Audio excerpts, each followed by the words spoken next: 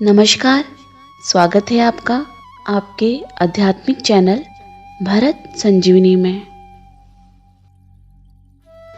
महाभारत के युद्ध के समाप्त होने के बाद युद्ध की भूमि में मृत्यु की शैया पर लेटे हुए भीष्म पितामह जो सूर्य के उत्तरायण होने की प्रतीक्षा में अपने प्राणों को रोक के रखे हुए थे, उन्होंने भगवान श्री कृष्ण से पूछा, हे केशव, बड़े अच्छे समय आप आए। मेरे मन के भीतर बहुत सारे प्रश्न हैं और भ्रम भी हैं। उन सारे प्रश्नों का उत्तर मुझे दो केशव, जिससे मेरे सारे भ्रम दूर हो जाएं। श्री कृष्ण ने कहा, हाँ कहिए। फिर भीष्म बोले, क्या तुम ईश्वर के अवतार हो? और क्या तुम ही मर्यादा पुरुषोत्तम राम के अवतार थे? भीष्म ने कृष्ण से कहा, एक बात बताओ केशव, इस युद्ध में जो भी हुआ वह उचित था क्या? पूरी कौरव सेना का नाश हो गया। भले ही युद्ध में पांडव जीत गए, पर मैं जानता हूं जीत तो केवल और केवल तुम्हारी ही हुई। हे केशव, क्यों तुमने अर्जुन को युद्ध करने के लिए प्रेरित किया? तुम मर्यादा पुरुषोत्तम राम के अवतार हो, यह मुझे विश्वास नहीं होता, क्योंकि राम ने कभी भी मर्यादाओं को नहीं तोड़ा, और एक तुम हो जो मर्यादाओं को तोड़ते गए। कृष्ण भीष्म से कहते हैं, कुछ भी बुरा नहीं हुआ, वही होना था जो जरूरी था।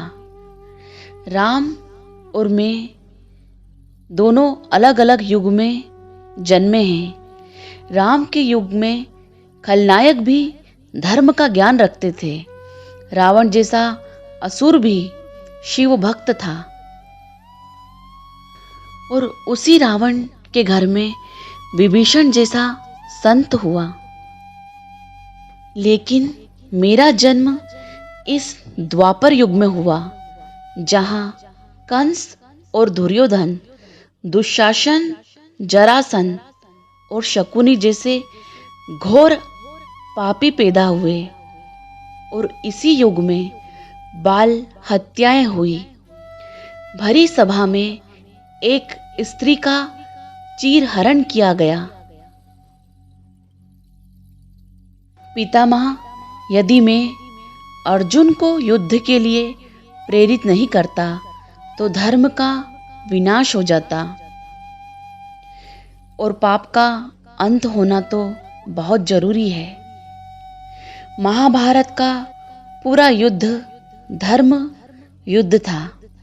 यह सत्य और न्याय के लिए लड़ा गया। इसलिए पितामह, ये युद्ध होना जरूरी था।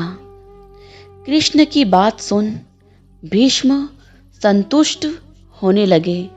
उन्हें उनके प्रश्नों के उत्तर मिल गए थे, और उनके सारे भ्रम दूर हो गए। भीष्म बोले, हे वासुदेव, यह मेरे जीवन की अंतिम रात है, और मृत्यु आने के पहले ही तुमने मेरे मन की बेचैनियों को दूर कर दिया। अब मुझे अपनी शरण में रख मुझ अभागे पर भी कृपा करना। दोस्तों, आपको आज का हमारा वीडियो अच्छा लगा हो तो वीडियो को लाइक एंड शेयर जरूर करें, और चैनल को सब्सक्राइब करें। धन्यवाद।